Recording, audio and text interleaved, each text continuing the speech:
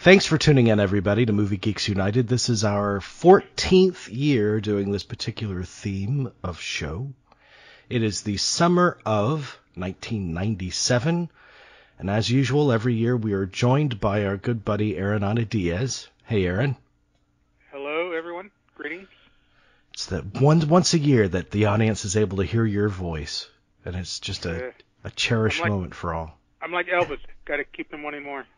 Yeah. So, summer of 1997, we started with the summer of 83, 14 years ago. So, and these shows are always so chock full packed. So let's just get right into it. No chit chat. Yes. Let's start with May 2nd. A comedy that you know, it's a rarity nowadays, especially, but a comedy that informed the culture. Austin Powers, the first Austin Powers movie. Yep. Mm-hmm. Yep. Me and my friends, we went. Actually, we saw it twice. Had the soundtrack CD, and the trailer just looked kind of, off kilter and different enough to let's check it out. And it was kind of one of those things we thought. I remember we were thinking it could be good. It has a lot of potential of being bad, but we went and we were surprised how funny it was. Obviously, I caught a lot of the movie references that maybe casual viewers didn't automatically get. I'm sure. They obviously got the James Bond stuff, but I'm talking more of the Mad Helm, the Beyond the Valley of the Dolls, that kind of stuff. That's in the corners of the movie, and it was just kind of different enough at the time, and really kind of going into that swinging London vibe, bringing that that wasn't very that wasn't a thing that people talked about in 1997, and so Myers kind of brought that up and brought that back. Yeah, you never would have thought this would be a huge hit before it opened. Well, and that's the thing. It was a sleeper hit. I think it wound up making 40-50 million over the over 2 months, and it was obviously it was never number one, but it was one of those movies that just kind of stuck around, and people was that movie's actually kind of funny, and it just kept going, and some of the catchphrases, some of the lines kind of. You started hearing people saying it, and then, of course, when it hit, VHS, when it hit home video, that was the explosion because it was such a huge renter that they literally, 2 summers later, it becomes this big budget sequel that they give a prime date in the middle of June, for the sequel, and Madonna does the soundtrack, Lenny Kravitz does the soundtrack. But that first one, and the sequel is good. It's funny also, but it's that first one that really kicked it off, and the first one's still a funny movie. What is the second one? Is the second one Goldmember, or was that a third one? No, that's the third one. Yeah. That's the third one. The second one is The Spy Who Shagged Me. Okay, is Tom Cruise in the opening of that one? That's Goldmember. Okay. The second one is Heather Graham. Okay. Right. Heather Graham. It's the girl, and they're all fun. They've all been funny movies.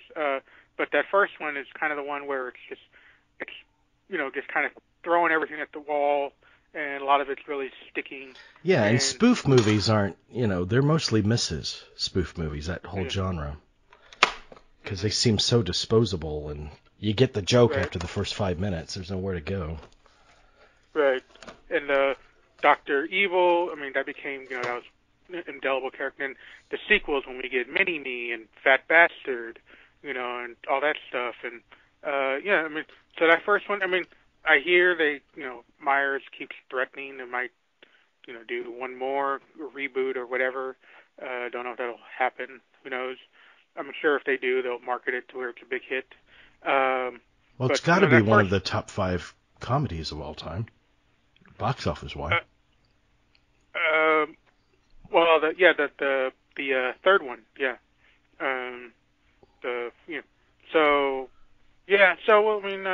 But that first one, like I said, that was the real sleeper hit of the early summer, and just kind of, nice surprise that don't really saw coming. Okay, Adam, anything to say about Ace?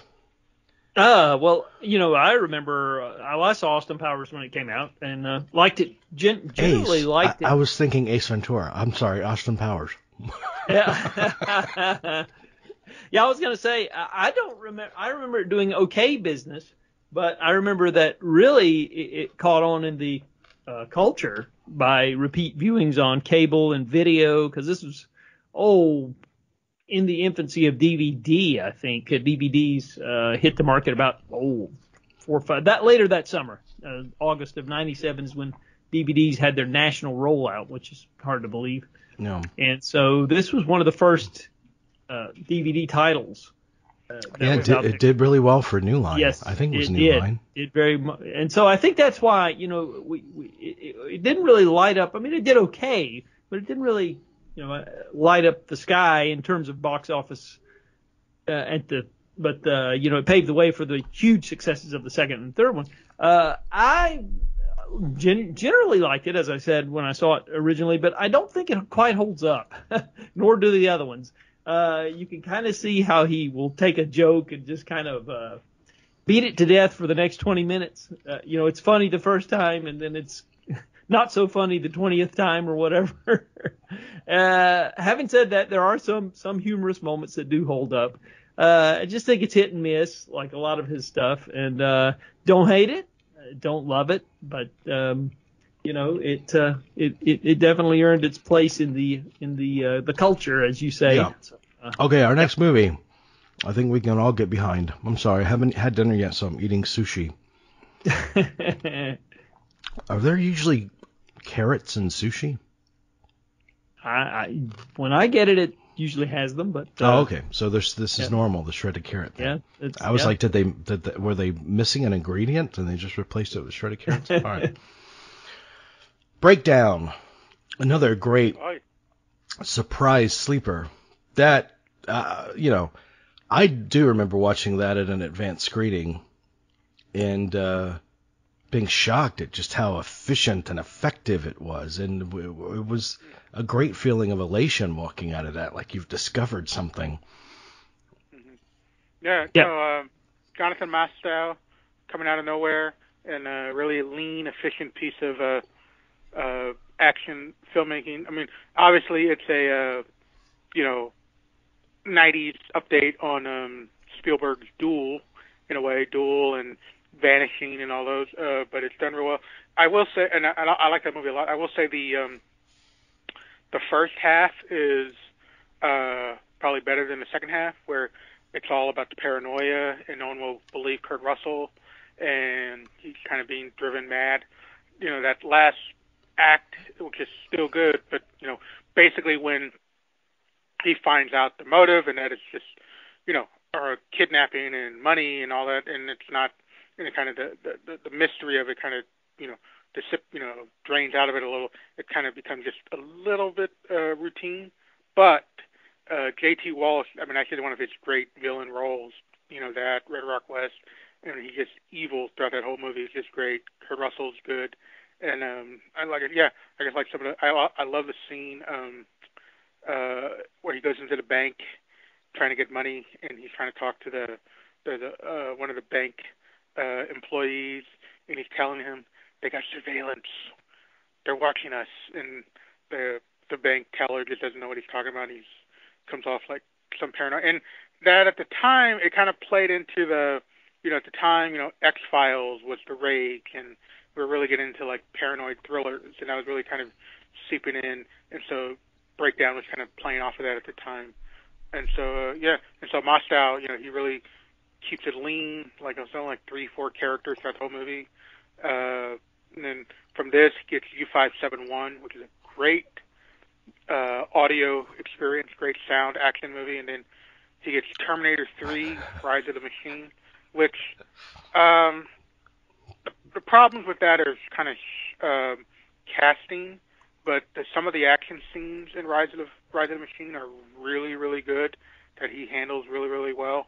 Particularly the one with the crane chase. It's just, script-wise, it's just not good. But he's kind of fallen on hard times. I thought he would have been like a good, had a better run, like an Andy Davis or someone. But he's kind of fallen on lean times. Yeah, But I would agree. Breakdown's good. But also with Breakdown, you get the feeling of there's old-fashioned quality to it. Like you can imagine this being a noir, made into a noir or something similar in the 40s or 50s or something. Mm-hmm. It's a very practical action film. You know, it's not very hyped up. Yeah, what's the guy from Double Indemnity? Fred McMurray? Yeah, Fred McMurray loses his wife. I can see that, Big Bade. 40 years before it came out. Yeah. Where did you go, baby? I like Breakdown a lot, actually, and I actually think it holds up all the way through the end.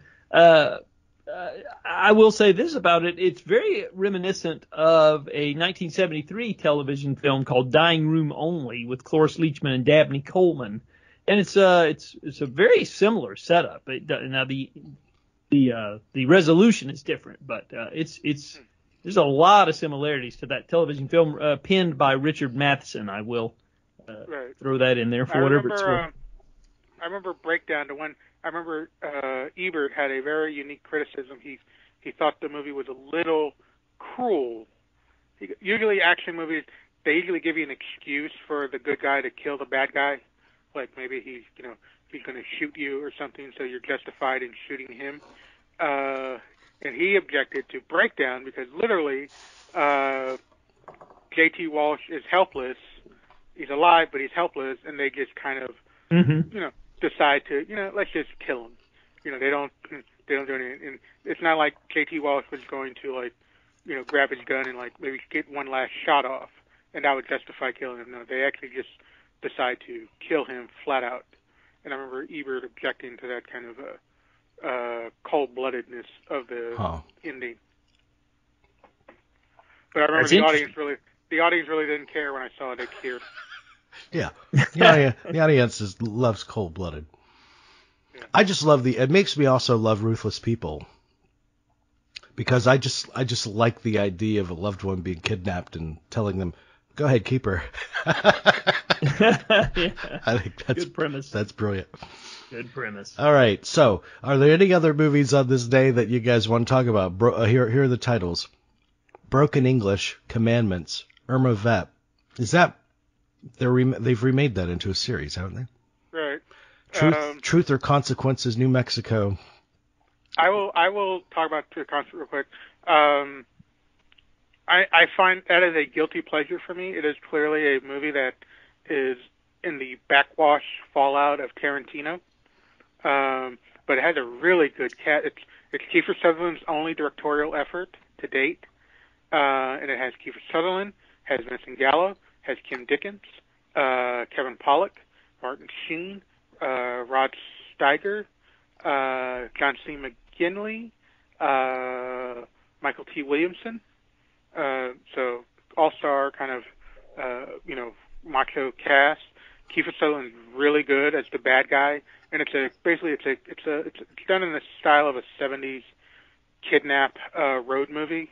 They do a drug deal. They double cross a drug dealer, steal the drugs and money, and they're gonna sell it to a big drug dealer for one final score and go live in Mexico. Two kidnap road movies on the same day. Yeah. It doesn't go well. So they kidnap Kevin Pollak and his wife because they have an RV, so they can hide in there and drive around in the back roads and trying to get to New Mexico and try to do this deal. One of them is an undercover agent. So like I said, it's a lot of little Reservoir Dogs, like I said, it's Freebie and the Bean, little 70s road action, but it's done efficiently. Gallo's really good. Say what you want about Vincent Gallo, but there's a time there when he was a really solid, indie actor. He could do action, he could do drama, he could do comedy. He's really good. Has a good soundtrack, and like I said, it's a guilty pleasure. It's a Tarantino knockoff, inspired by those movies, but it's I think one of the better ones. Yeah. So I just rewatched it like 2 months ago. So I liked it. It holds up. And the other movie you mentioned, Broken English, is a really good movie. People don't know that one. NC-17. It's about kind of a Romeo and Juliet story, but set against the backdrop of Croatians and Serbians. It's really, really good. Really, really intense. So I'll stick up for that one also. Mm-hmm. So there you go. Okay. Next. May 9th. A big dud. Father's Day. Was this who directed this? Was it Ramis or somebody else? I think Reitman. I think that's Reitman, isn't it? That's Reitman, isn't it? Yeah. I think so. Robin Williams and Billy Crystal. And it's a remake of a French comedy, if I'm not a Gerard Depardieu comedy, if I'm not mistaken. Mm-hmm. I think so. From the 80s, from like the early 80s, they remade. It's I think I saw it when it came to HBO. It just the trailer was never funny, and it's one of those deals where I'm sure on paper they thought, oh, Billy Crystal, Robin Williams, that'll be good. But the problem is, for comedies like this to work, you do need a straight man to be one of the people to be straight man, and one to be the comic, foil. And frankly, you have two comic foils battling it out. You don't have a straight man. I mean, Billy Crystal is supposedly the straight man, but he's just as improv prone as Robin Williams. So it just doesn't work. I remember they were on. I remember the publicity tour where they would be doing all the interviews, and the interviews would be exhausting because they would just do their thing for 15 minutes at every thing. Yeah. And it's like, you know what? I've seen the movie. This is probably what the movie is for 100 minutes. Well, and honestly, their Carson appearance together is better than the movie. It really is, because I've seen that more recently. Yeah. So yeah, I mean, I'm sure, like I said, I'm sure they greenlit it. And I'm sure when they remake these French comedies, every studio exec, well, it could be the next 3 Men and a Baby, and and it just doesn't work. Huh. Well, yeah. And a cameo by Mel Gibson as like a tatted, pierced guy, like given tattoos or something. Mm-hmm. Is that true? I don't even remember that. I mean, if that's true, okay. Yeah, he's like, "Do you want to tat sugar tits?" And that's his big cameo. So it's just, I mean, like I said, and I think the audience could tell because I mean, the movie flopped. It just, with that star power, nothing about it clicked. Yeah, was this Reitman's first film after Dave? Because Dave was pretty good and pretty big success. I don't think he did anything between. Yeah, he might have done some producing. Okay. Yeah, he had produced. Yeah, because he had produced. He'd had success earlier in the year because he produced Private Parts, the Howard Stern movie. That's right. Yeah, but no directing. Yeah, I was just wondering if he had done any. I couldn't remember. All right, Adam. Next movie. I'm almost done with my sushi, so these sound effects will come to a close soon. Then I'll be on to my second course. Where do you fall on The Fifth Element? Well, I haven't seen it since it came out in '97 when I was a projectionist, and I have to say I don't remember a whole lot about the plot of it, except that I remember my reaction being good, and I remember the visuals being pretty stunning. Even for 1997, they looked. It was a visually stunning film, not perfect, but I remember enjoying it fairly well. Probably one of the better Bruce Willis films of that era, I would say, from what I recall. I do need to revisit this though, but I think overall it was pretty good, and I remember we had a lot of repeat business. Yeah, a lot of people lining up to see it. So I never liked it. I just I like some of the visuals, even though that crazy traffic in the sky. Mm-hmm. Do we ever see a car wreck? Like, we see car wrecks on the ground when people are driving 10 miles an hour in traffic, but people are just driving like madmen up in the sky, and It's but you don't watch this movie because it adheres to credibility. Mm-hmm. But I was always a Fifth Element defender. I love the air car chase. Mila Jovovich is a lot of fun. The costumes are, I think they dropped the ball because I think if they had tried a little harder, they could have easily gotten at least a costume nomination for that movie because it deserved that much.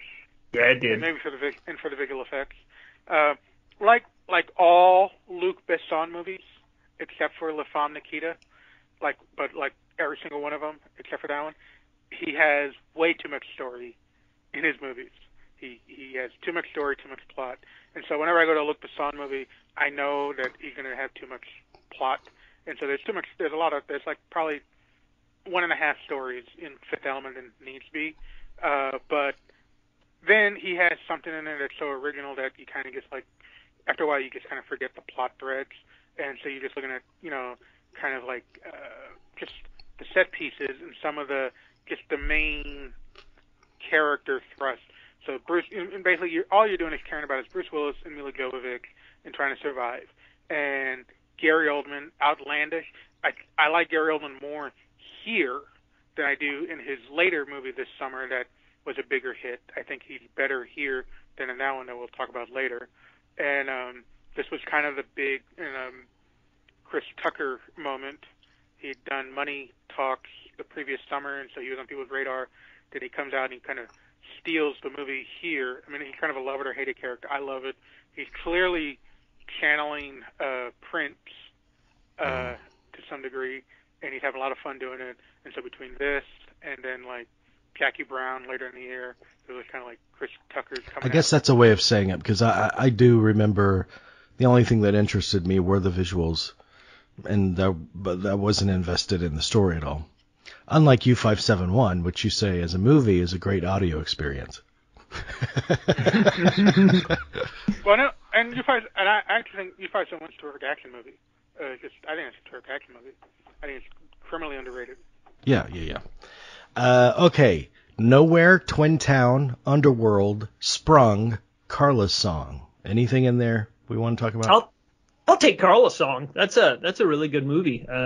Ken Loach, the British director who's, he makes a lot of movies about the working class, and that's a beautiful little romance set against the Contra War in Nicaragua, and didn't just kind of hard to find even at the time of its release. I think it actually was released in 1996, but anyway, Scott Glenn's in this, and it's just a sweet little movie that I would definitely vouch for if you like Ken Loach and what he does, and I do, so I'll vouch for that one. Twin Town is not a good movie. The interesting footnote of that is it's I believe it has a character that's a peripheral character from Train Spotting. It's based on, I think, an Irvin Welsh book. So it's kind of in the Train Spotting universe, but it's like has 1/3 of that movie's like ferocious energy and originality. So it's obviously not that good, but it's just a footnote for that. And Sprung was a real disappointment for me because it had a Rusty Cundiff, I think, starred, and I think he directed that. And he was a director I was really liking. He had done the hip hop spoof Fear of a Black Hat, which I love, and he had done the horror anthology Tales from the Hood, which is underrated. So I was really following him, and then that was just it was like a rom-com, but it's just awful. Yeah, I remember it being pretty bad. May 16th, Love, Valor, Compassion. I saw that. This was based on. Was this based on a stage play? I think it was. Wasn't it? Yeah. Yeah. Mm-hmm. And I saw that at the time, and it was really good. And a lot of critics liked it at the time. I think they were hoping it would become like one of those summer sleeper British hits, maybe Full Monty-ish. It didn't quite connect like that. There's a couple of those British movies that we're going to see throughout this summer that they thought I'm sure people thought were going to be this year's Full Monty until the Full Monty came out. But Love, Valor, Compassion. Yeah, no, I know I saw it in theaters. I know I liked it, but funny enough, I have not seen it since in 25 years, so I don't remember Yeah. much of it. Terrence McNally play and screenplay adaptation. Jason Alexander's in it. Justin Kirk, an early performance by Justin Kirk, and John Glover. Mm-hmm. That's right. John Glover was the highlight, and Jason Alexander was pretty good because the director kind of kept him in check. He wasn't doing his George Costanza shtick. So yeah. Okay. One of my favorite movies of this summer came out that day as well, which is Night Falls in Manhattan, the Sidney Lumet movie. Oh, And yeah, I forgot about that. one of the great latter effort Lumet films, I think. Yeah. Even though I love Garcia in it. Garcia is such a, especially when he gets a kind of part like this, he's such a beautiful, compassionate actor, and that really, and a man of conviction, and all of those qualities come into play in his performance in this movie.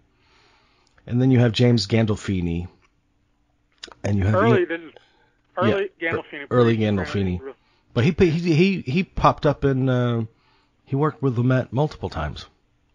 Right. He actually has one of the worst line readings in the Lumet movie, which is in Gloria, when Sharon Stone sees him in the garage, and Gandolfini says, "You're dead meat, Gloria, dead meat." Anyway, and Ian Holm. So but when you dissect it, I don't quite buy Ian Holm and Andy Garcia as father and son. But the real performance in this movie is Ron Liebman, who he looks like he's ready to eat the camera. I mean, he is on fire. As I think he's, what is he, the district attorney or? Right. He's a district attorney. I believe so. And if I remember correctly, there were a few critics, a couple, who at that time when they saw the movie, they were like, Oscar voted you to take a look at this, if nothing else, for Ron Liebman, supporting actor at the end of the year. Then just it got lost in the shuffle. It also has a very good restraint performance by Richard Dreyfuss. Yeah. As the liberal crusading lawyer. As far as I remember, there were some critics who dismissed the movie out of hand because of the whole Ian Holm, Andy Garcia casting thing. They're like, you know what, don't buy it, don't like the movie. And I always thought that was kind of lazy. And if I'm not mistaken, Lumet actually, he added a line of dialogue to explain how they're father and son. Right. I can't even remember the line, but he threw in a line of dialogue to. But emotionally, you believe it. I mean, on the strength of those two performances. I mean, if it feels emotionally true. Right. But no, Nightfall. I mean, it's basically a quartet of the New York movies. Like every 10 years or so, Lumet kind of does these dispatches from New York on how things are. It's a rightful heir to Prince of the City. Yeah. I mean, it's just it's just a different tier of law enforcement. It goes in there with Serpico, and of course, the best of these four movies. I mean, I love Night Falls, man. My favorite is Q&A, 1990, which is and you kind of like, if you kind of want that Criterion box set of the Lumet's New York crime, saga. Yes, and, Armand White would call it the worst release of the year. Yes. But Night Falls, and he was on a roll because just like 6 months earlier was Critical Care, his hospital movie, which was really good, with a great Albert Brooks performance. Yep. Yeah, I like him.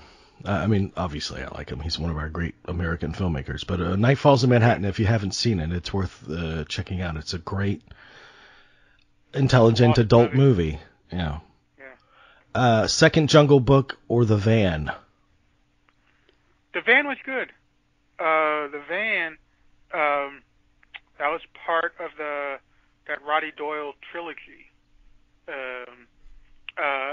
Following that, the Irish Family started with The Commitments, and then The Snapper was 93, and The Van was the third one, if I'm not mistaken.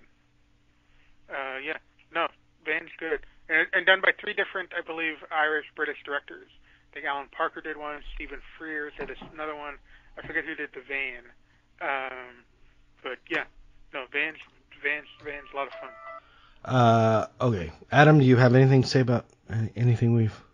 I didn't see the van, and it's been a long time since I saw Night Falls on Manhattan. I don't remember a whole lot about it. Watch it again.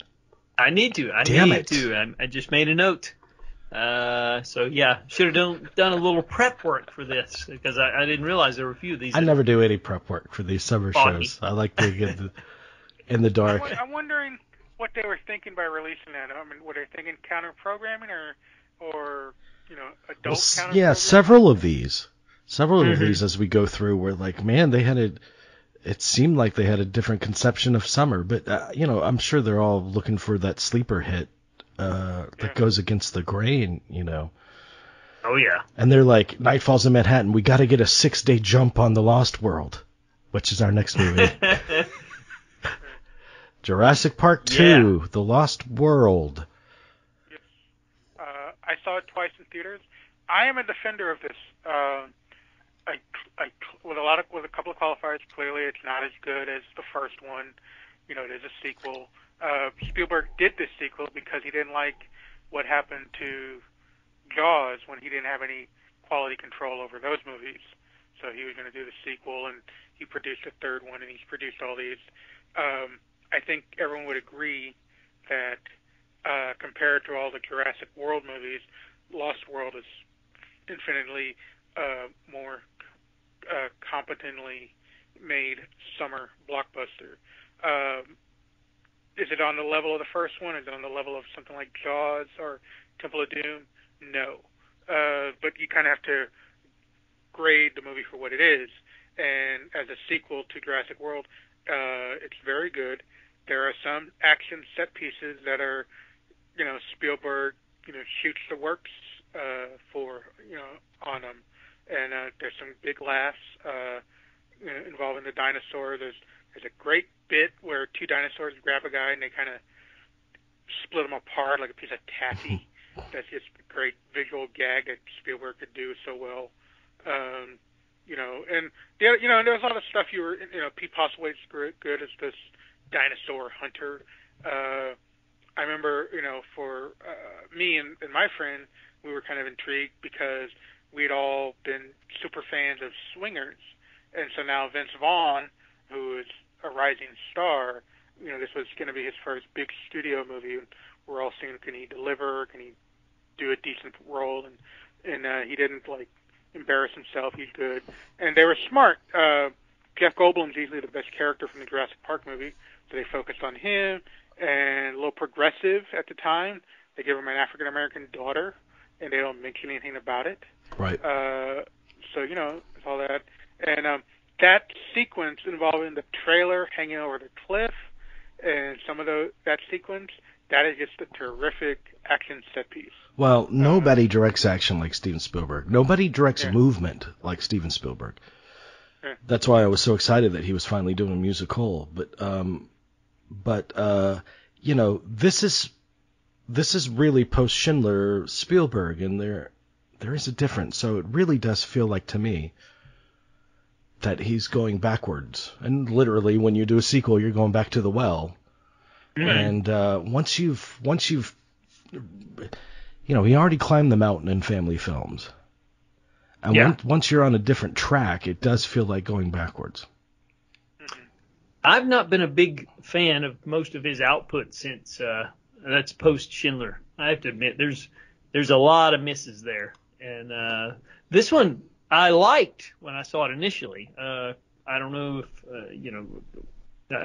I enjoyed it a lot. But then subsequent viewings have changed my opinion on it. I don't think it quite holds up. There's some good stuff. I always enjoy, of course, seeing dinosaurs stomping around in civilization as they do. When they come to the mainland here in the climax of the film. I enjoy all that stuff. And like you said, there's some great action set pieces in the film, but it's a mixed bag. But it's probably of all the Jurassic sequels, it's the best. I will say that because after sequels, this, yeah, it's after this they really just go from bad to worse, in my opinion. This is this is the first of his what I call his 3 in 18 month thing that he does. He does 3 movies in 18 months. This is the first of this. Well, that's not true, is it? Because Jurassic came out the same year as Schindler, didn't it? Yeah, but that's just 2 movies, and then there was nothing. There was nothing after that. I'm talking 3 movies in 18 months because it's Lost World. Then at the end of Christmas we get Amistad, and then the following June we get Saving Private Ryan. Wow. So literally in a year, it's not even 18 months, it's in a year. We get 3 in a year. And this is the first of that where he does that. Another one is AI, Minority Report, Catch Me If You Can, Terminal, War of the Worlds, Munich, and then Warhorse, Tintin, Lincoln. He does these, 3 in a year. Wow. So, he is hit and miss for a certain part of his career, but and don't get me wrong, his escapist stuff, Jaws and Temple of Doom, are among my favorite movies. Mm-hmm. But I also think that something like Schindler, most of Private Ryan, and Amistad and Minority Report is as good as anything else he's directed. And Munich. Well, Munich. I said Munich, didn't I? Because that's the one I love most of all. Munich. Yeah, I like that. And I've liked these last couple of ones. I've been a defender of the Post and Ready Player One. And to me, I'm most excited for this new film that's coming out. Oh, and West Side Story. West Side Story, I think, is amazing. It's amazing filmmaking in there. Okay, Addicted to Love. This is from, if I remember correctly, director Griffin Dunn, Meg Ryan, and Matthew Broderick star. Yeah, this is part of her rom-com streak, and it's actually pretty good. Griffin Dunn's an underrated director. He's underrated in everything. Underrated actor, underrated director. So he actually, he brings something a little different to the Meg Ryan kind of rom-com formula. He kind of has a little gentler touch. It's not as heavy-handed as like the Nora Ephron style, or or even like I guess a couple of summers earlier was it French Kiss, and the thing with French Kiss, Kevin Kline kind of steals that movie. So this is kind of where she's more front and center. The problem with Addicted to Love is that Matthew Broderick's never been good in rom-coms, really. He's done a couple of these, The Night We Never Met or whatever, now this one, and he always feels a little uncomfortable doing it. I don't know why they put him in here. He's better, and he's different in where he's either kind of playing kind of a... He's generally an uncomfortable actor. Outside of his youth. And that's why it's so impossible to view him as Ferris Bueller when you see him, in person or much else, because he comes across as a real fuddy-duddy with the bow ties and everything. He's good when he, his best stuff as an adult has been when they put him as a kind of a mild-mannered and on the surface a mild-mannered guy, but who's really kind of a jerk. I'm thinking of like Election or You Can Count on Me. Yeah. Where they really kind of use that to their advantage. Yeah, they play off on his tightwadishness. Yeah. Yeah. And so and the only rom-com that he's good in, I guess going back to the youthfulness, is the romantic scenes in Biloxi Blues with Penelope Ann Miller. He's nice in those, and he has a gentle touch in those. And of course, there's the scenes with the monkey in Project X. That's great. He's real cute and adorable with that in those scenes. But yeah, and so when he's doing with it, and he's better with like effects, or like I said, when he's playing uptight guys. So he's better with he's actually good in Inspector Gadget. It's not a good movie, but he's actually good as Inspector Gadget. So yeah. The following week, the last week of May 30th, Gone Fishing, Danny Glover, Joe Pesci, most notable for an on-set death. And I don't know how much else we need to say about that movie. Well, and then this Joe Pesci's last movie for 15 until what that Dude Ranch movie, whatever it was. Mm-hmm. Like, isn't it the last thing he does? Is Gone Fishing? I think it's the last thing he does. So he worked pretty intensely. Once he got stardom from Goodfellas, he worked pretty intensely up until this point, right? Right. I mean, he had a better movie. It's not a good movie, but he's good in it. Eight Heads in a Duffel Bag, like 2 months earlier. Mm-hmm. And he's a lot of fun in that. So yeah, I think this was his last movie.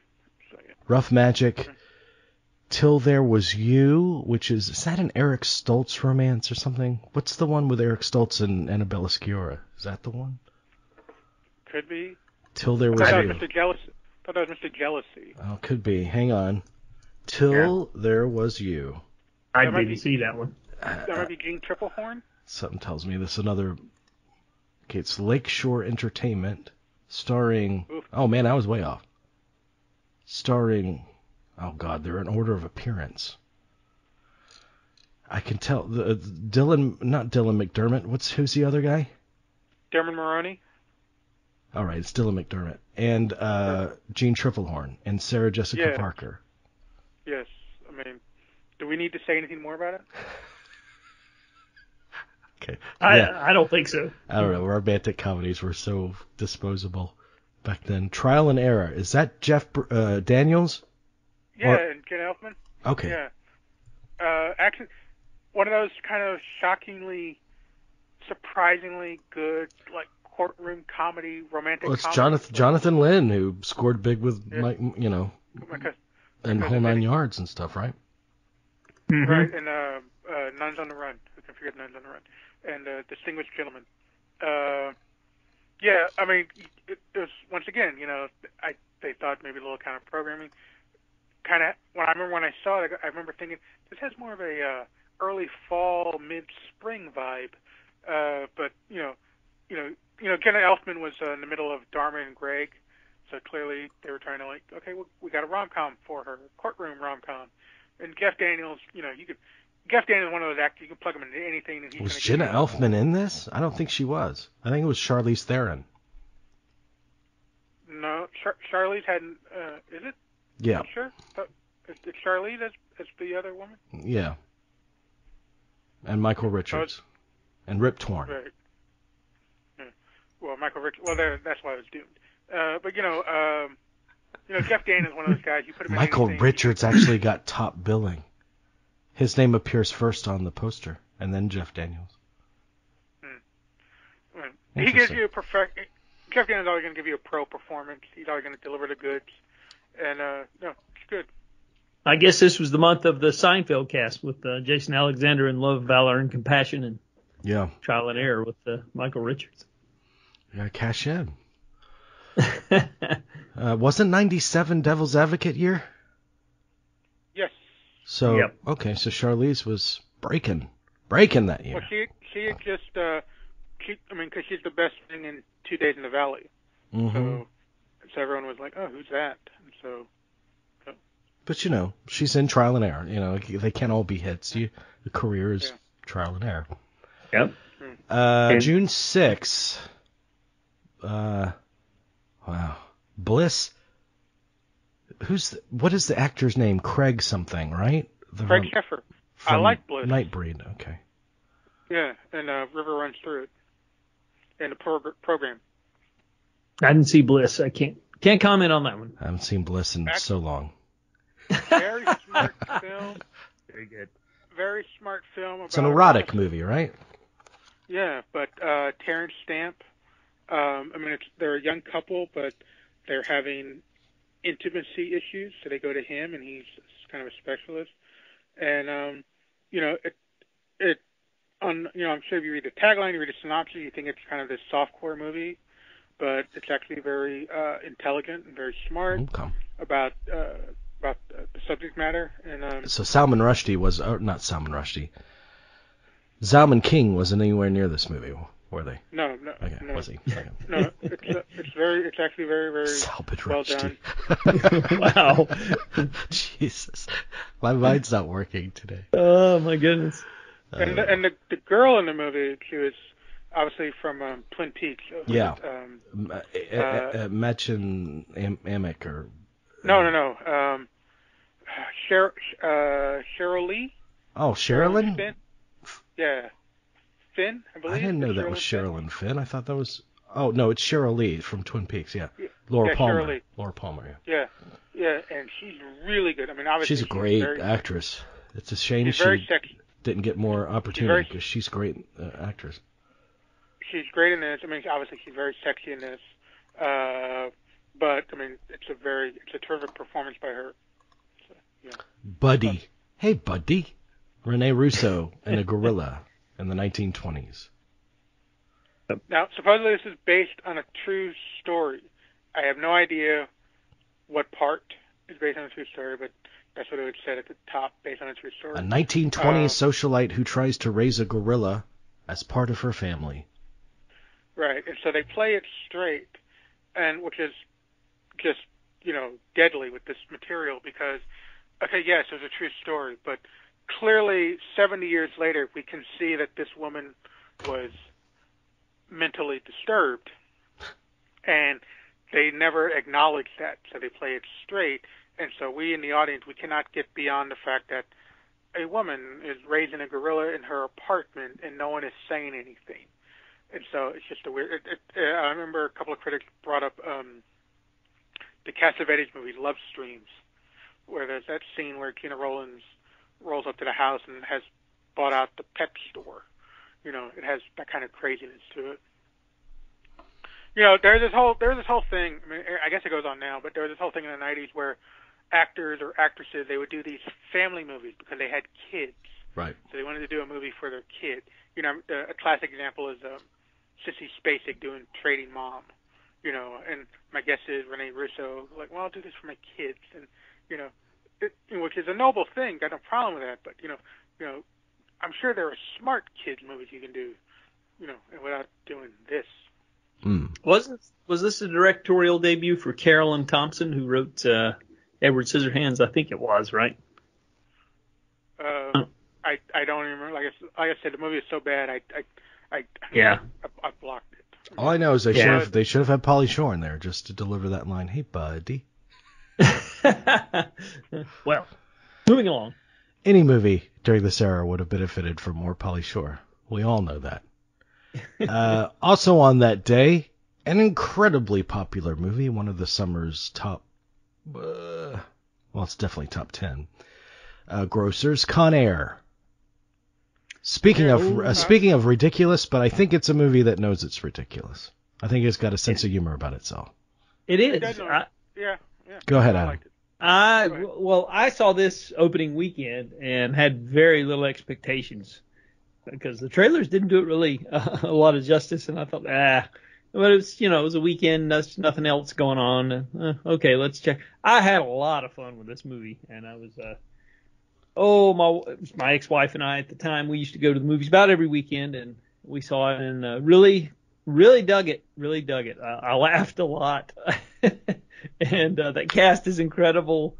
I don't know. Is this one of the ones that they've? There's been rumors that Tarantino did some polish on or something. I don't know. I can't remember. But anyway, but it's just a lot of fun, and like I said, great cast and some up and comers. Dave Chappelle in there, and just I don't know. Just I thought it was a blast, and have rewatched it in recent years. Still enjoy it. Introduced my son to it. He likes it as well. So I'm sure Tarantino's the one that wrote that whole "put down the bunny" thing. Yeah.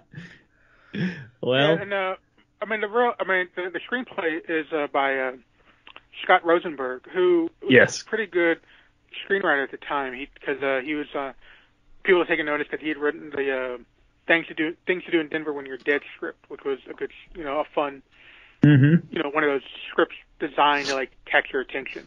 And so he did this, and then there was that period where, obviously this is Nicolas Cage, where he's starting to, trying to be an action star. He did The Rock the previous summer, so he has this, and then another movie, and I think the following week. And then, even Cusack, this was Cusack trying to like up his game in kind of the big studio movies. He had done City Hall, and then Grosse Point Blank earlier in the spring, and now he's in the action realm. It's a movie that is a trashy B action movie done at obviously grade A level, but it knows it's trashy B action movie. It knows it's not art. Unfortunately, recently, I think Mr. Aaron Rodgers mistook it for a work of art when he showed up to training camp dressed as the character. I don't think he realized how ridiculous he looked. But yeah. So Con Air. As what? Nicolas Cage in the movie? He dressed yes, up as he had the boots, he had the jeans, and he had the tank top, and he even did the put the bunny in the box line. And so yeah, I mean, he looked ridiculous. I mean, I think he thought he was being cool and unironic, which tells me he thinks Con Air is like should be taken seriously, which is sad. I don't even think Nicolas Cage took Con Air seriously. I think he's just having fun. Yeah. Well, a great cast and a hit song. How Do I Live Without You song. Oh yeah, hugely. LeAnn Rimes sang. Now LeAnn Rimes, but the LeAnn Rimes version was not the hit, right? It was the cover of the Trisha Yearwood, yeah. Oh, was it? Right. Okay. That was the hit that was on the radio ubiquitously. But yeah. So the Pillow Book and Toll Booth. Well, Pillow Book is Peter Greenaway, and and Ewan McGregor is in that. And I never saw it. I know, I believe it was in 17, and kind of like in his cook thief mode. Okay. June 13th, Hercules. I don't remember anything about Hercules. I don't even remember who voiced this. Well, the star of that is it's kind of based. So Disney, they kind of cherry pick mythology with the Hercules stuff, and they do that and they shape it into kind of an Aladdin kind of version of mythology. And instead of the genie, the star is Hades, voiced by James Woods, and he kind of steals the movie.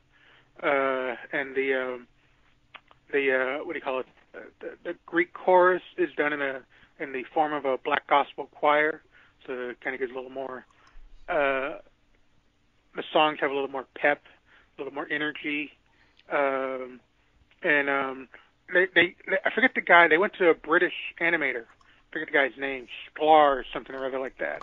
And so the look of the film is a little different. Has a little more of these sharp angles to the features, and so it's a different look. Was a hit, made $100 million. That was always a big thing. Had to make $100 million at the time. It's not as good as the previous summer's Disney movie, which is Hunchback of Notre Dame, which is one of their all-time great animated movies. But this was more, off the cuff, like Aladdin was. And James Woods, I mean, say what you want about James Woods now. I mean, he does as good as Robin Williams does with his improvising, and he fits real well as Hades. So James Woods is a highlight. Speed 2, Cruise Control, also on that date, June 13th. This is the one where Keanu Reeves got all the credit, and he was very diplomatic. He's like, look, I wish him well, but I'm not going to do it. And he did the right move doing it. Now the thing is, Speed 2, if it was titled anything other than Speed 2 Cruise Control, it's not that bad of an action movie. Do you really think that? Do you really believe that that people would watch that movie even if it was titled something else and not think it was absolute junk? I kind of do, because there's some really good action. There's some good action sequences in that movie. Jan de Bont's not a bad director. He's not a bad director of action. So the problem is not the action set piece. The problem is, you got a movie that's titled Speed 2 Cruise Control, and so everyone's like, okay, there's no speeding in this, Well, that's the action of the movie. How can you be a good action director if the whole premise of your action is absent from your movie? Mm-hmm. I mean, I think he can make a good action movie. Yeah, I don't like think I said, he's impervious to making shit movies. If this movie was not named Speed 2. Oh, I see. Yeah, that's the argument. If you weren't expecting Speed, if you weren't going in expecting, if this was a standalone, right. If this was a standalone movie, just a standalone summer action movie, I don't think people would hate it as much as they do. And I don't know, man. I don't think any part of that movie is any good. I have to agree with you. Not a fan. Willem Dafoe and the leeches and all this kind of stuff. Yeah, it's I just thought it was bad, and my subsequent viewings, I don't think I've sat all the way. I don't think I've sat through the whole movie since then, but maybe just bits and pieces. I feel the same way. It's like, yeah, this is June 13th. Also on that day, actually, good independent movie underground success. Uly's Gold, the return of Peter Fonda. Yeah, good stuff. Oscar nomination. That was one of the best films of that year. Yeah, I would agree. That's good. That was on my top 10 list, I think, or runners up at least. And it's a bee movie, right? Like he's a beekeeper. Yeah. Well, and I'm a big Victor Nunez fan. He's a regional filmmaker. Well, he's from your neck of the woods. He's a Floridian regional filmmaker. And he's still got something to say. That's amazing. Ruby in Paradise. Gal Youngin is another. His first movie from like 1981. So yeah. Okay. No, Uly's Gold is a good little movie. Let's go to June 20th. Man, this was the two lackluster sequels, and not just lackluster, but movies that you were lampooned. Yes. Batman and Robin, June 20th. And Speed 2 is the other one that was lampooned, right. But Batman and Robin's the second one. But Batman and Robin, I mean, say what you will, it still managed to creep to 100 million. Yeah. It crossed 100 million, which marketing will get you a lot. I mean, the first 10 minutes, you're kind of like, okay, this is going to be loud and fast. Okay, I'll go with this. But then it just starts piling on the double entendres, and then it has way too much. Once again, way too much story, because bring in Batgirl, and you got two villains, Poison Ivy and Mr. Freeze, and you got Batman and Robin, and all this other stuff. So there's way too much stuff going on. I actually do think Schwarzenegger is good in the movie for that role, for that type of role. And I think if they had taken the tone of the movie from his performance, which is more in keeping with the TV series, the Batman TV series, they might have had a fun movie. But you're so charitable. You're like the UNICEF of movie critics. But they hedged their bets, because you got him doing his thing, then you got Clooney and O'Donnell kind of just doing this bantering that's not very witty. Then you got this S&M kind of visual stuff going on, and then you got all this overblown action that's just, sound and fury. So you got like 3-4 tones going on at once. You've got the head bobbing of George Clooney. This was a period of his career where, he'd walk and his head would bob like he was a bobblehead. And you've got the charmless presence of Chris O'Donnell. It's, not to mention the nipples on the bat suit. Yeah, that was the big thing. Did you believe Schumacher when he said that he wanted to go darker, that he wanted to do what Christopher Nolan ultimately did, but he was vetoed? I don't know. I don't know if I'm buying that. I don't think he wanted to do what Batman and Robin was, because Batman Forever, despite say what you will about it, it's more. It is a little more in keeping with Burton than people ever think about. So I wouldn't. Do I think Schumacher wanted to do Nolan? I doubt that, but I'm sure he didn't want to do the candy-colored kitty film that he wanted to do the 8mm version of Batman and Robin. Now, what is it? The other interesting thing, and this is the thing of the last Star Wars trilogy. There is something to say about waiting another year, because the Batman movies were 3 years apart. This one came 2 years after Batman Forever, and I do believe that extra year of breathing room, they might have been a little more. There might have been gelled a little. Well, bit. I mean, you can understand why studios would be skittish about reimagining a hit franchise, from the ground up, like Nolan did. But Schumacher being kind of forced to do a public mea culpa and apologizing for making Batman and Robin, which he did several times, and that whole thing. It's the geek community, grow up. It's a job. I mean, Nothing was really taken away from your life because Schumacher flubbed Batman and Robin. And I'll say something that's true. I'll say something really controversial too. I prefer it to many of the DC films that we've seen in the last 10 years. So I will say that. And I'll go down for that one. Yeah, at least you're not sleeping. At least you're watching it with your mouth agape. Like you're like, that's true. What's happening? All right. Yeah. Also on that day, my best friend's wedding. Huge. Now this is when we talked about how tricky it was and with romantic comedy, and so many of them are disposable, aka a lot of those Miramax romantic comedies. Mm-hmm. My best friend's wedding is the opposite. Still has legs, still has power and popularity. Popular. I'm not a ride or die fan of this one. I get the popularity. I think Rupert Everett is terrific. I would have liked to have seen him get nominated. I think it's one of Dermot Mulroney's better performances. Who's an actor who's always kind of left me a little cold. I think he's really good in this, actually. Cameron Diaz is terrific. I don't like the big scene that everyone loves, the sing-along scene. Aww. I find it cringe-inducing. Those scenes are hard to pull off in movies. The impromptu sing-along.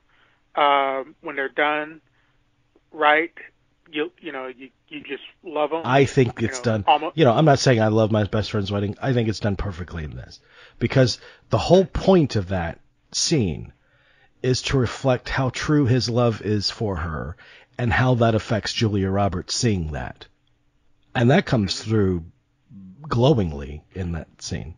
Now here's the thing. My sister was a fan of this when it first came out. Love the movie.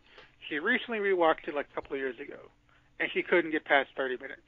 And she loved the mind, and a lot of people have said that this movie's not aged well, and that the Julia Roberts character, at least her actions in the first act, are so bad that this movie has not aged well.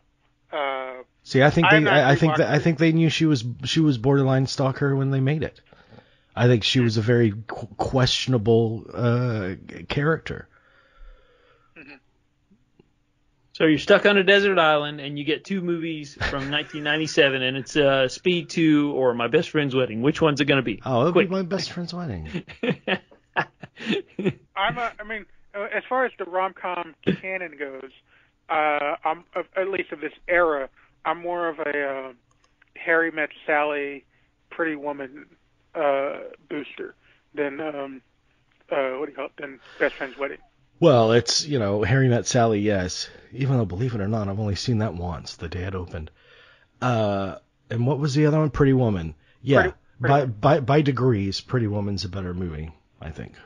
And I will say that I will take Best Friend's Wedding over Notting Hill and Runaway Bride, which was the 1-2 punch 2 years later. Would you take it over Betsy's Wedding? That's what I want to know. No, Father of the Bride's better than Betsy's Wedding. You just introduced a different movie. Yeah. All right. Do we have anything to say about Underground or Head Above Water? The Last Time I Committed Suicide? Underground, I believe that's the one that won the Palme d'Or at Cannes in '96. No kidding. Or '97. I can't remember. It was a big winner. So that's all I can say. I haven't seen it. That's all I can say about that one. What was the other one? I guess it had a delayed release. Yeah. Right. Head Above Water.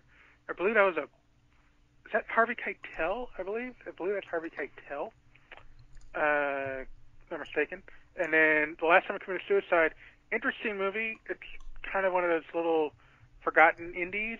One of those, like, trying to tell you the truth about famous characters before they became famous. In this case, it's Neil Cassidy and Jack Kerouac. And it's like, what is it? Keanu Reeves and Thomas Jane. It's an interesting movie. Okay, yeah. Head Above Water was Keitel, Cameron Diaz, and Craig Sheffer. Yes. It's a Jim Wilson movie. Jim Wilson directed it, the same guy that wrote Dances with Wolves. Yes, that's right. Yeah, I remember that. It's, New York, L.A. release. But yeah, Last Time I Committed Suicide, one of those, Keanu Reeves, he's had his whole career, he's always done these little interesting indie movies to offset the big budget movies that he will do. And Last Time I Committed Suicide, not a perfect movie, but it's worth taking a look at. June 27th, the last week of that month, we have among the most ridiculous action movies of this era, but it works, which is Face Off. John Woo, Nick Cage, Travolta. Yes, a lot of fun.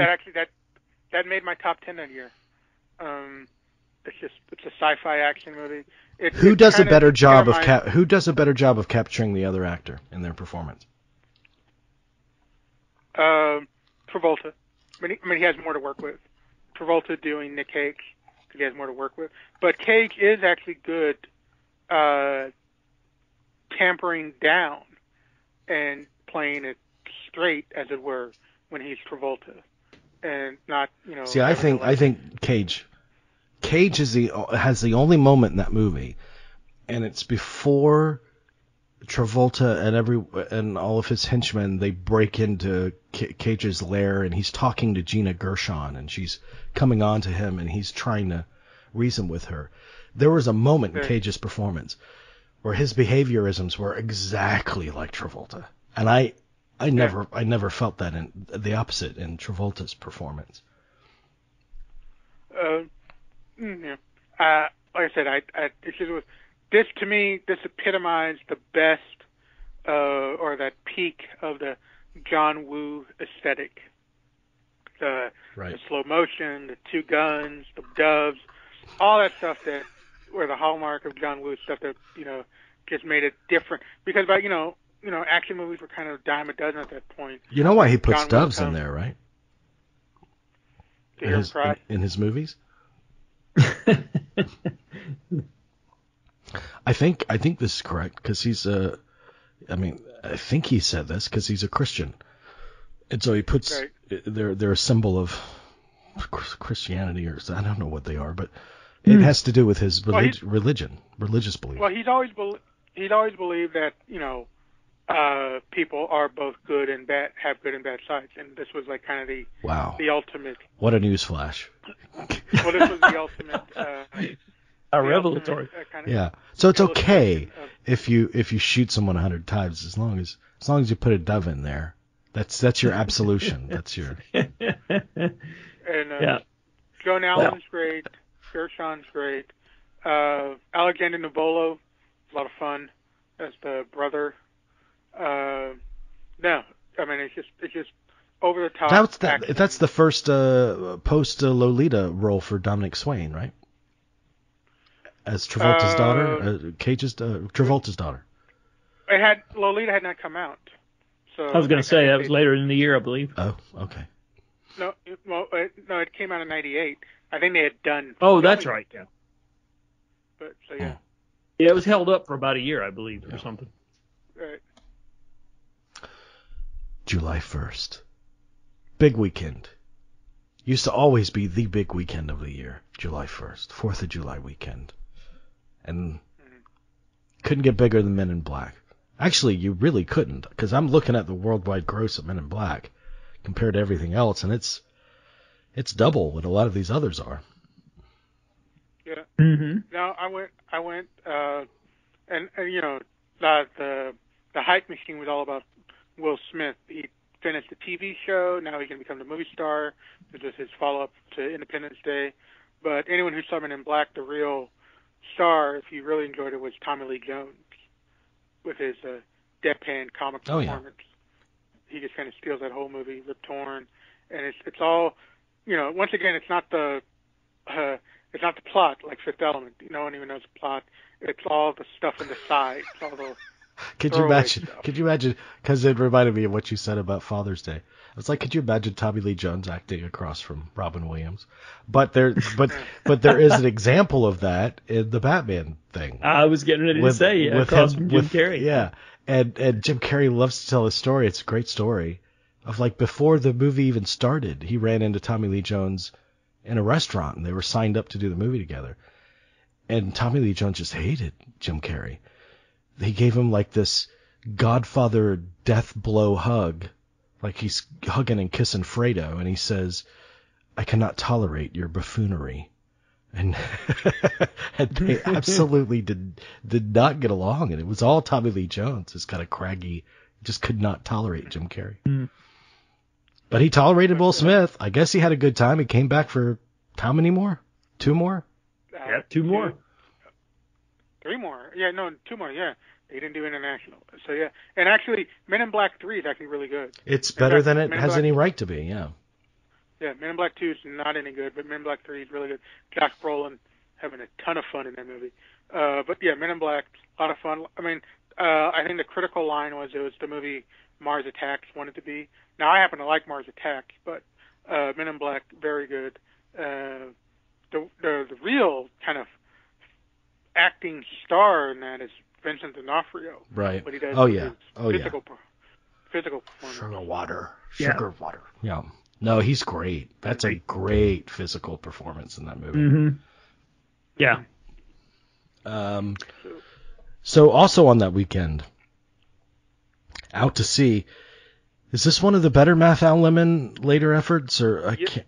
I heard that it was. It's better than the Grumpy Old Men movies and Odd Couple 2. This is easily the best because it has the best cast. It's not only Matthew Lemon, but it has Diane Cannon, Olivia de Havilland, and Brett Spiner as the comic villain. So and Elaine Stritch, great role, is a small, great comic role. So it's just the writing's a little deeper.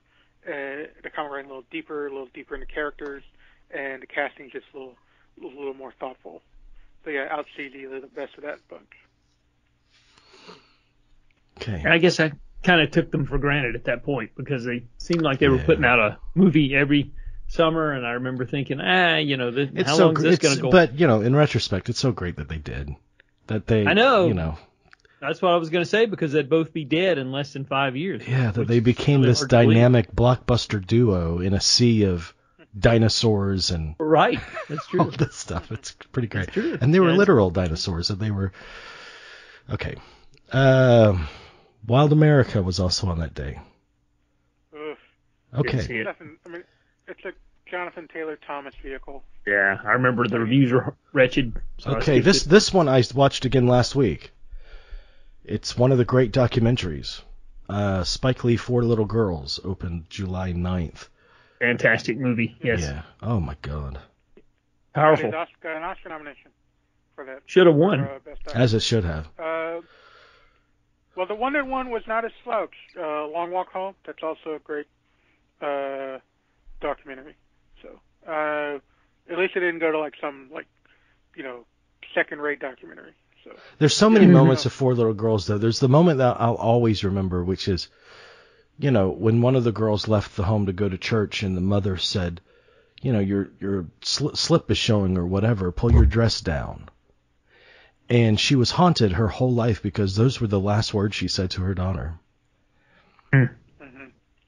Well, and then that amazing sequence when he interviews terrible. George Wallace. Yeah. It's just incredible.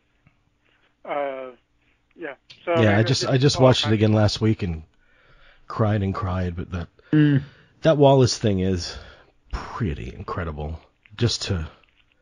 Spike Lee is sitting across from George Wallace, and Wallace is servant, assistant, whatever. Trotting out his best friend. Yeah, it's my best friend. Oh, God. Highly recommended. Powerful. So there are 3 or 4 movies so far that if people out there haven't seen, some are, we think, disposable, but there are 3 or 4 movies that you have to see if you haven't seen them yet. Four Little Girls is one of them. July 11th, Contact. Now, this is his follow-up to what? Forrest Gump? Forrest Gump, yes. Big fan of this one. We're talking about Zemeckis. Yeah, Robert Zemeckis, yeah. I saw this at a pre-release screening. I saw it, and I knew it was based on the book by Carl Sagan. I think he died before it was completed the previous year. And, I was a big Carl Sagan fan, and, just didn't know, what to expect here. But I really was kind of blown away, especially beginning with the opening shot where he goes back and back and back, and you can see the universe. And I thought, we're in capable hands here. And, I will say that it's not perfect. There's probably some things that you could nitpick, but I don't know. Emotionally, it really touched a nerve with me, and I rewatched it just a couple of weeks ago because it turned 25, and I was at that screening with my father, who passed away last year, and because there's a whole thing about her losing her father and reconnecting and longing to reconnect with him and all that, and so that it resonates for me now in a different way than it did back then, because that turned out to be the last film we ever saw together in a theater. My dad just kind of stopped going to the movies after that. And looking back on that, it was and like I said, it was very emotionally moving then, but even more so now in a different way. And I don't know, I think it holds up, and the effects are pretty impressive still. Yeah, I think so. I always liked it okay. It is one of my favorites. It is one of my favorite Silvestri scores. I'll say that. Oh yes, scored great. I love the scene where that great sequence where they get the signal and they're running around and trying to keep an eye on the signal that they get from outer space, and that's a great sequence. Mm-hmm. Foster, it's a great star. Foster hadn't done a movie in 3 years since Nell. I think it's one of her top 5 performances. I would agree. Like Close Encounters, which is the movie it's most akin to, it's a beautiful meditation on faith and science and where those two things intersect. Mm-hmm. There's that. I mean, McConaughey, he's on a roll here. He's coming off of Time to Kill, and he's smart here to do a supporting role. He has that great scene because she's agnostic, and he has there's that great moment where he goes, did you love your father? He says, of course I did. And he goes, he goes, prove it, to illustrate illustrate faith. Yeah. It's just terrific. No, it's a dominant theme in that movie, and it for a mainstream movie it crashes right into it. It doesn't pussyfoot around with that theme. Adam is right. You probably could nitpick. I mean, to me, when I rewatched it, I understand the casting because you got a 2.5-hour movie, so you can't really deal with like character development and some of the supporting characters. So when you cast James Woods as the chief of staff and being the bureaucratic wall who's going to be the skeptic, you kind of get everything when you see James Woods walk on. But it's so kind of obvious. You kind of like wish maybe they'd done a little something different. But, like I said, that is nitpicking. All the other stuff is amazing. It's really, really good. And that is my favorite scene in the movie, where she's a little girl trying to contact her father on the radio. And then my favorite music cue starts from the Silvestri score in that scene. Okay. Shall We Dance? This was the original before Richard Gere did it, right? Right, yes. And sleeper. This was kind of the sleeper foreign language hit of the summer. Shall We Dance? Yeah. It's a really good movie. What is it? Argentinian, or what country is it from? No, I think it's Japan. Really? Why did I always think it was Latin America? Maybe I could be wrong. I don't know. Which Oh, one? I'm looking at a 1930. I looked up Shall We Dance, and a 1937 movie came up. That's not what we're talking about. That's a good one. That's a good one, too. Shall We Dance? It looks like it's Japanese. You're absolutely right. It is. Yeah. Wow, I didn't know that. I watched the whole movie and I was like, why are these people speaking Japanese? This is a Spanish movie. Okay. Wait, do you see the sequel, Shall We Dance? Cruise Control. Shooting porn. Is that a documentary? I guess somehow I missed that. A Simple Wish. A Simple Wish. What is that? Is that the Steve Martin? That's Martin Short. Steve Martin, yeah. No, Martin Short. Is it? Okay. It's Martin Short. Michael Ritchie? Yeah. Yeah. Is that his last movie? Oh, it probably killed him. Yeah. I mean, it's one of, you think, I'm sure he thought he was making a nice, whimsical kid family film, and it just kind of, something gets lost in the translation and the execution. Wow. It's one of those, poor Martin Short, someone that talented, and he always, he comes in these movies like, where he's easily the best thing in the movie, but something goes wrong. Yeah, I love Martin Short. But you're right. Not, it would be great if he had his midnight run, Mm-hmm. Okay. So that's A Simple Wish. Martin Short in a Michael Ritchie film.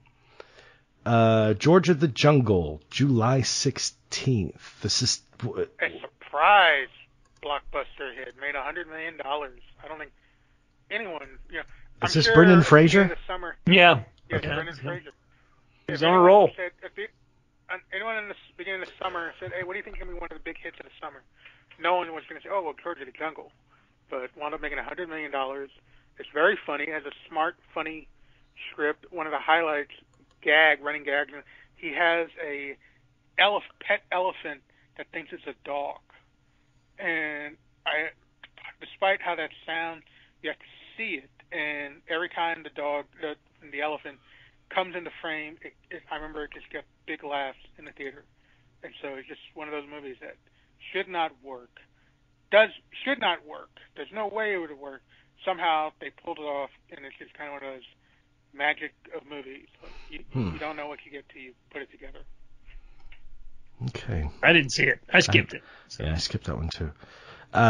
July 18th. You guys have anything to say about Kiss Me Guido, Mrs. Brown, Nothing to Lose, which I think is Martin Lawrence and Tim Robbins. It's Tim Robbins. Well, Operation Condor or The Swan Princess. Yeah, there's a couple. Nothing to Lose. It was obviously an attempt at a buddy action comedy because it's Martin Lawrence, Tim Robbins. I think Giancarlo Esposito is one of the bad guys. It's from the director of the second Ace Ventura movie, I believe. So they thought they had something there. There's some funny lines in there. There's some funny stuff. Robbins and Lawrence. And this is a good example, going back to Father's Day. Robbins and Lawrence work better than Crystal and Williams because Tim Robbins is the straight man to Martin Lawrence, and they keep that dynamic, and so that there is some funny stuff, but it's not original. So it's kind of disappointing. Operation Condor, Jackie Chan was on a roll. Rumble in the Bronx had come out a year before, so this was one of his. This is a good one. Jackie Chan, so you know what you get when you go into a Jackie Chan movie. But obviously, the big movie that week is Mrs. Brown, Oscar nomination for Judi Dench, one of her best performances. It's a beautiful movie. Billy Connolly is he should have been nominated also. He's just as good. I love Mrs. Brown. I saw that twice in theaters. Almost made my top 10 that year. Just Judy, that is Judy, and then it's one of those deals. She was nominated, she didn't win, and then I guess you could say they made it up to her the following year when they gave her the Shakespeare in Love supporting acting Oscar. Mm-hmm. But Mrs. Brown is a great movie, very much in the Remains of the Day vein, which is another great movie. Okay. The next week, Star Maps. Carlos comes to America from Mexico with dreams of becoming a movie star in Beverly Hills. I believe that's Miguel Arteta, Yep. director. And I didn't see Starman. I liked his later movies, like LIE, and he did some great TV directing. I think he did some Homelands and stuff. July 25th. Adam? Right. Air Force One. Right. Yeah. I figured you were going there. Yeah, it's good. Wolfgang Peterson. Harrison Ford, he was on a roll at that time, too. It's the president of the United States gets to be an action hero. So, yeah, it's good. It's a good, solid action film. Audiences loved it. I mean, I remember standing in the back of the in the theater, hearing just reaction, and the audiences just ate it up. And I remember I had one friend who saw it, and he said, I didn't think Gary Oldman was a bad guy. Like, I understood his motivations. And I'm like, well, isn't that a strength? That's right. Yeah, it's a good point. Interesting tidbit about this was that Randy Newman originally did a score for this film, and it was discarded. And I That's believe it was odd choice of composer. Right. I've always, and it's out there. You can get the Randy Newman Air Force One score is out there if you do. I guess they thought he would bring the natural kind of Americana stuff to it. But I've always thought that was odd, and when I found that out, and even saw that they had issued that, I thought, well, that's bizarre that they would even consider Randy Newman for scoring Air Force One. But anyway, I will say just a little trivia. I mean, the set is great. Glenn Close as a vice president is a nice touch. Mm-hmm. Everybody wants to see Harrison Ford kick ass, and he did it well, as usual. But man, you could tell they were under the gun with those effects. Especially that plane crash. I mean, that looked like something somebody drew in a Etch-a-Sketch. Trying to make that July 25th release date. Yeah. I remember that Randy Newman score, that title song, "I Love Air Force One." I got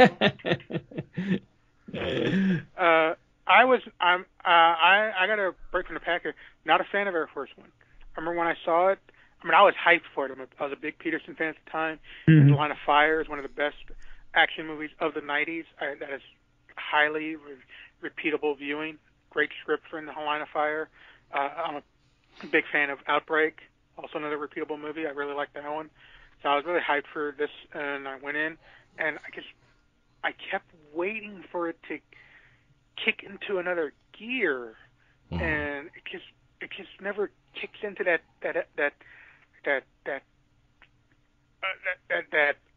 stratosphere that you expect with this storyline.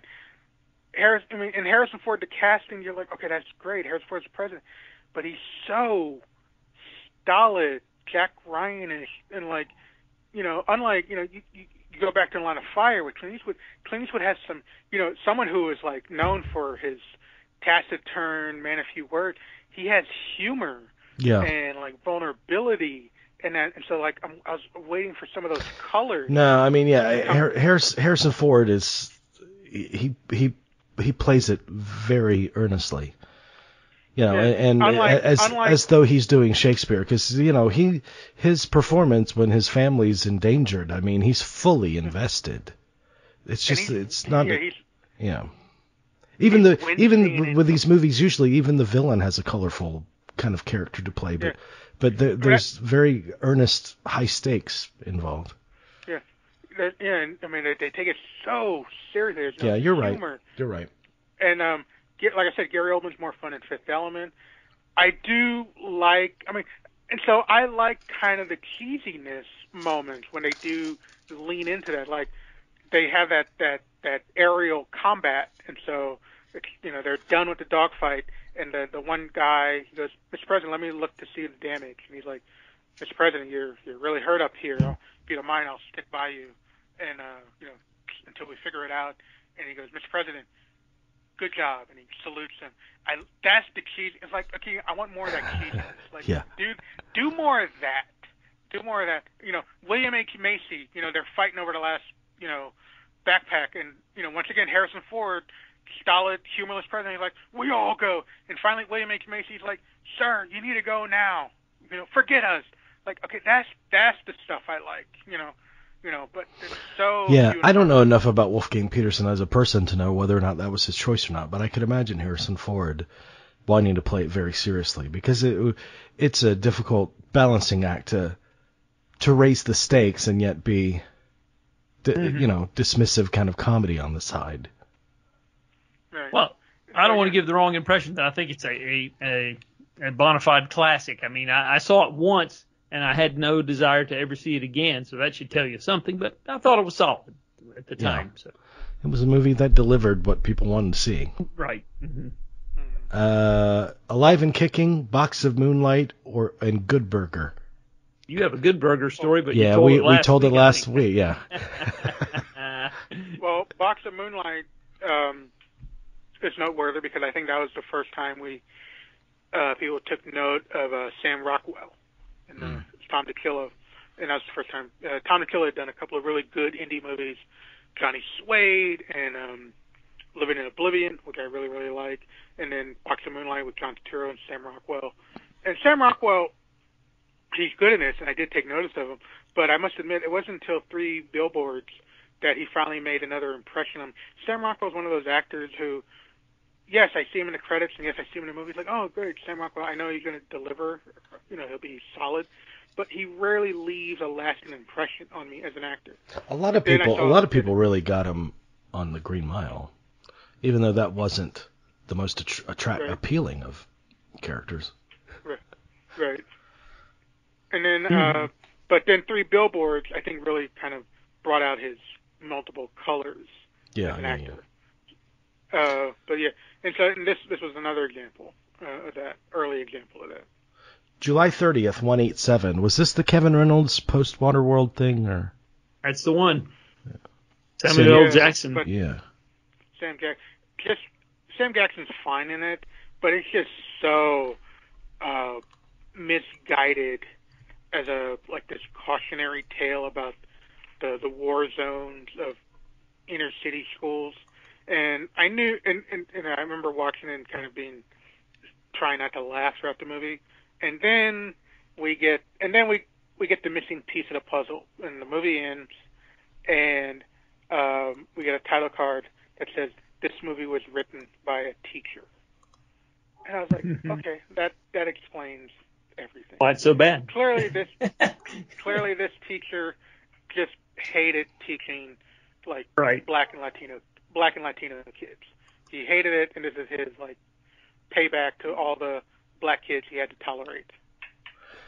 Yeah, but he was also the supervising producer of Love Connection. Was he? The TV series. I should tell you. That I didn't know. I should tell you everything else. Yeah. That's another missing piece. 25 years later, that explains the rest of it.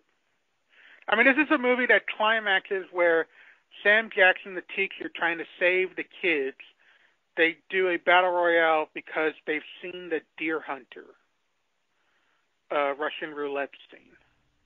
That's the kind of movie we're dealing with. I never want to hear you say climax as Samuel L. Jackson in the same sentence again. Please. July 31st, Spawn. Aren't they remaking this? What's surprising? Spawn is one of those, it truly is an artifact of 1997. Uh-huh. It was a big hit at the time, and it was one of those early kind of berserk displays of CGI effects that kind of, galvanized people, couldn't believe what they were seeing. Its lasting legacy, if it has one, is the gonzo performance of John Leguizamo as the clown. It is an amazing performance in the middle of all that swirling action, sound and fury. He manages actually to create a character amidst all the noise, so that is something.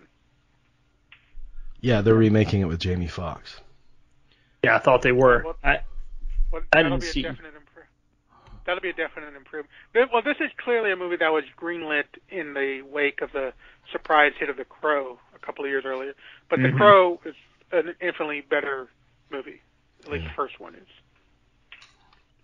Now, does Leguizamo play his nationality in this movie? Because I'd hate to think that an artist will color outside the lines. He is he is a real life clown. So there you go. All right, August 1st, Airbud. God, these shows, man, the stuff that we have to talk about. Was it Air? The next one, Airbud. Yeah. Airbud, August 1st. Jeez. Okay. The first one, for kids' movie, the first one is like, it's not like an embarrassment. When you get to the sequels, it's like they're. I didn't see it. Well. So. Speaking of sequels, man, last night I happened upon it on Tubi, and I said, okay, I'm going to watch all 4 Species movies. And I did. Oh, you're a glutton for punishment. Actually, the third one's better than the second one. Mm. Yeah. And who is in? Is there any actor from the first one who's in all of them? Is Madsen in all of them, or anyone make it to the end? No. Henstridge makes a brief appearance in the beginning of 3. Mm-hmm. Okay. Anyway, so that's all I have to say about Airbud. Is I've watched all 4 Species. Yeah, take the next one, Adam. In the Company of Men, I love that film. It was the, I think, directorial debut of Neil LaBute, playwright, and it was very well reviewed. I didn't know that much about Neil LaBute, but I followed his career with quite a bit of interest after this film. I know Siskel and Ebert, I think it made their top 10 list. Mm-hmm. I can't remember. Yeah, they liked it a lot. But, yeah, and I did too. It's basically about Aaron Eckhart is in it. I think it was the movie that maybe got his career launched or whatever, or certainly helped. And anyway, it's about 2 office workers, I guess you would call it a portrait of toxic masculinity in this day and age. But anyway, they place a bet between the 2 of them as to how quickly they can date and dump a hearing impaired typist that works in their office, and how much devastation that they can I guess leave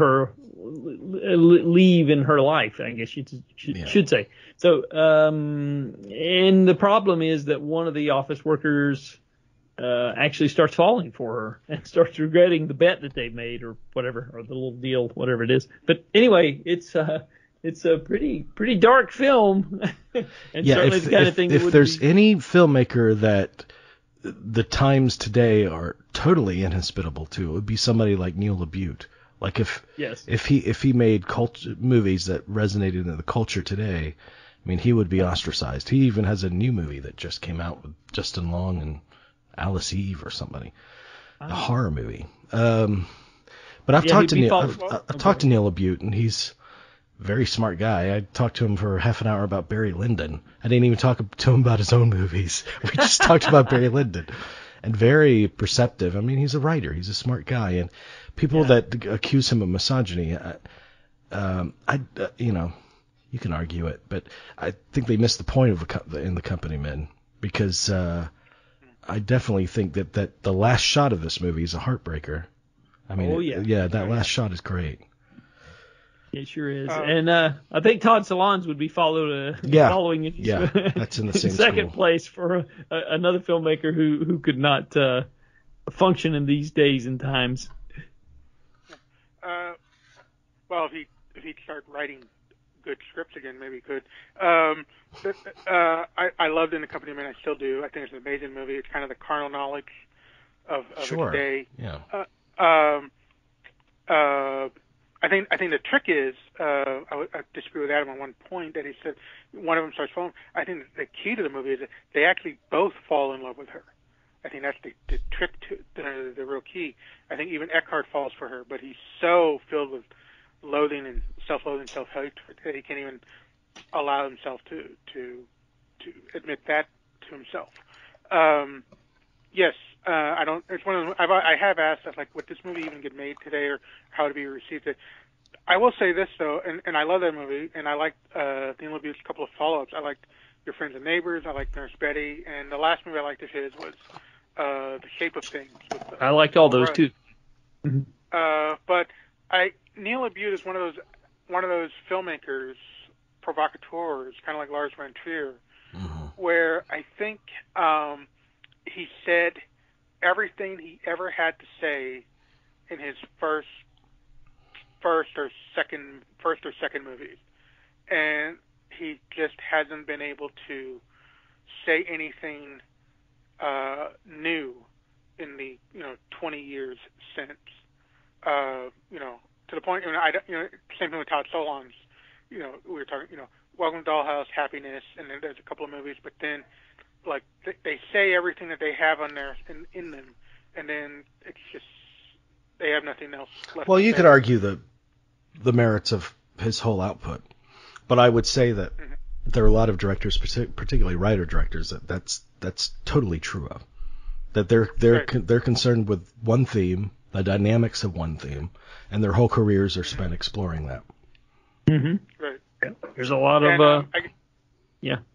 And the thing, and so I mean, I only bring this up because I remember when in the. See, I don't think he did that. Did he do that in that Lakeview Terrace? Right. Yeah, he I did don't Lakeview think. Terrace. Yeah, he did. Terrace. No, but he explore that theme. Yeah, he departed from his comfort zone, really. He departed. Yeah, and but the thing is, in Lakeview Terrace, because it's a PG-13 movie, it just feels restricted. Right. But the thing is about In the Company of the only reason I bring this up is because I love that movie. I still love that movie. It was on my top 10 that year. I remember when I saw it, I was like, wow, this is the birth of like one of the great future filmmakers. And it's a little disheartening that, like, no, he just had a couple of movies in him. I'm grateful for the couple of great movies we got from him, but it's not, it's not what it turned out to be. Probably fair. Yeah. Also that day, Picture Perfect. That's the Jennifer Aniston one, right? And Paul Rudd. Mm-hmm. Is Paul Rudd in that?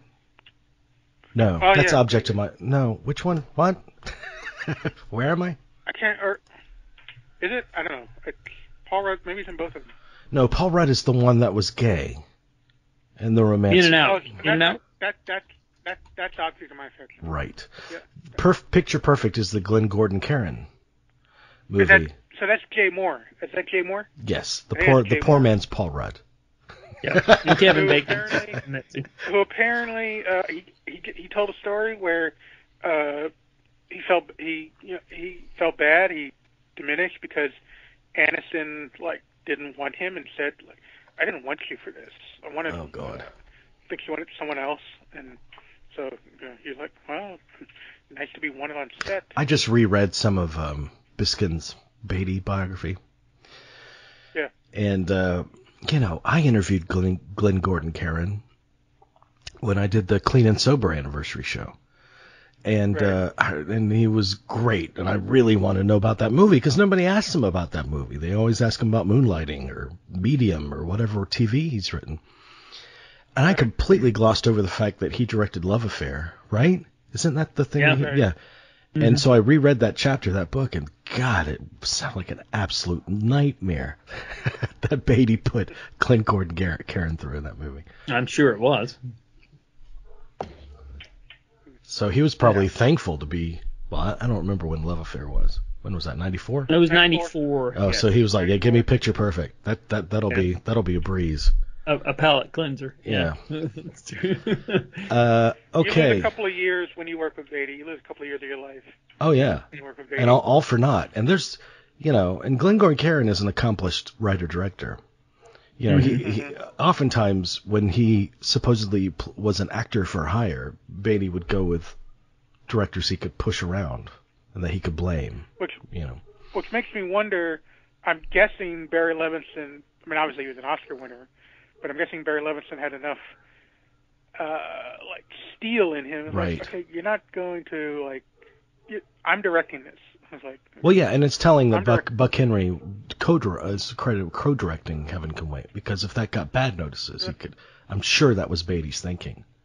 He could push the blame on Henry. August 6th, Def Jam's How to Be a Player. That's the name of my memoir. How many pages is it? It's thick, man. It's 500 pages, man. How to Be a Memoir. A Life. I didn't see it. I have to admit, it's another one that I skipped that summer. No, I mean, well, that was the thing. Def Jam, they had a couple of movies. They were trying to do branching onto some movies. How to Be a Player. I forget. What was their horror movie? I don't. Wasn't there like a vampire? The problem movie? with How to Be a The problem with How to Be a Player is that earlier in the year, in February, we had the surprisingly funny Booty Call with Jamie Foxx and Tommy Davidson, which if you went into Booty Call, you're like, this is not going to be a good movie, and you came out kind of with a grin on your face, like, I did not expect to laugh that much that movie. So, if you got to see one of these kind of raunchy urban comedies, rom-coms, rent Booty Call. I'll never forget my first trip to L.A.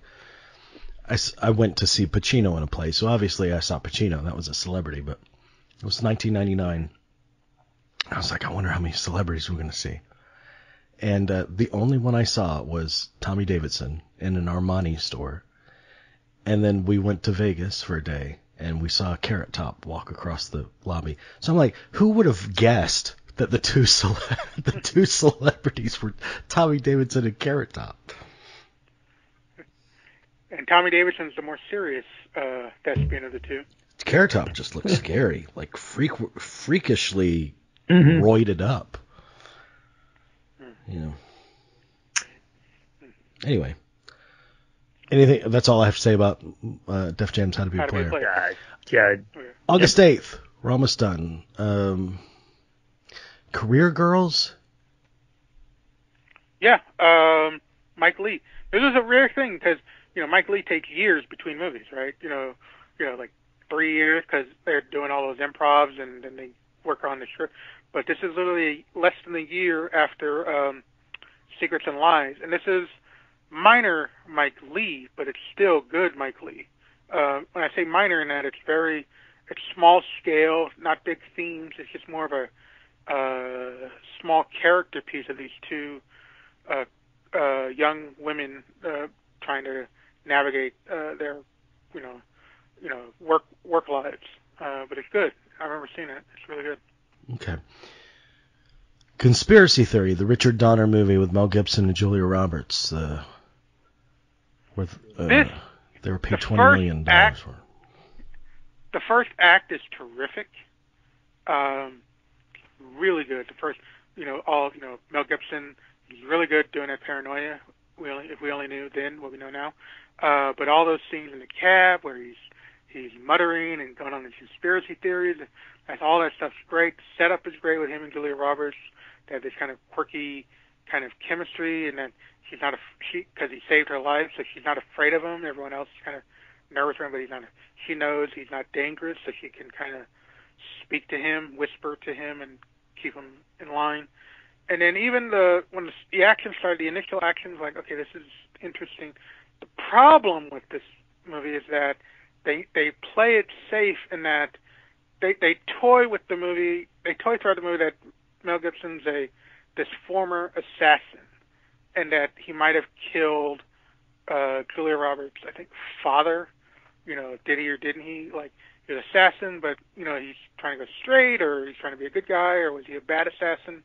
And they could have had a really dark film where he gets awakened or triggered to do one more hit that they want him to do. But they hedge their bets and they turn him into an action hero at the end. Yeah, they gotta have it romantic. Right. Well, there's a little caveat because they can't be together at the end. He has to, for her to be safe, he can't be with her. So that's a nice little, twist. So it's not totally a happy romantic ending. It's one of those deals. Like, they could have done if they'd gone a little darker, They could have had a really good thriller with this. The one highlight of this, of all things, a footnote, is the title of the closing credit song is Lauryn Hill's cover of "Can't Keep My Eyes Off You," which was a great R&B cover, hip hop cover of that song. I remember that was a highlight of the movie. That was a surprise. Who would have thought that would be the lasting legacy of Conspiracy Theory? But this was part of Mel Gibson's star run. I mean, you got I mean, the '90s. I mean, the '90s is his peak. I mean, Bird on a Wire, Really? Hamlet. I mean, Lethal Weapon. I mean, Lethal Weapon 2. Man Without a Face. Maverick. Well, Lethal Weapon 2 was Braveheart. '89. Bird on a Wire was no, a total flop. Yeah, it was. I'm talking about not Lethal Weapon 3. Man Without a Face. Maverick. Braveheart. Yeah. Ransom. Conspiracy Theory. No, I mean, the '90s were great for him. Then it turned out. And then, of course, don't forget Father's Day. We already mentioned Father's Day. Payback. Yeah. Next up is I think the best movie Ron Jeremy's ever been involved in, Free Willy 3: The Rescue. Do we have any thoughts? Not on this end. The first one's the best, and this one is better than the second one. So if you got to rank them, it's 1, 3, 2. Okay. I will say this: they are consistent with the cast. You know, it's not like people got big and like I don't want to be in this one, or they didn't pay them. Like no, the cast. Do they use the same whale each time? No. By the third one, they were really onto the animatronics. Oh come on! So they're consistent with the cast except for the lead character, the title character. Yeah. That's. Well, I think he got harpooned by that time. Yeah. August 13th, another big sleeper hit, The Full Monty. Yes. Go on to get a Best Picture nomination. Yeah, I mean, it's one of those working class British, Irish comedies that you just, we were getting all throughout the 90s.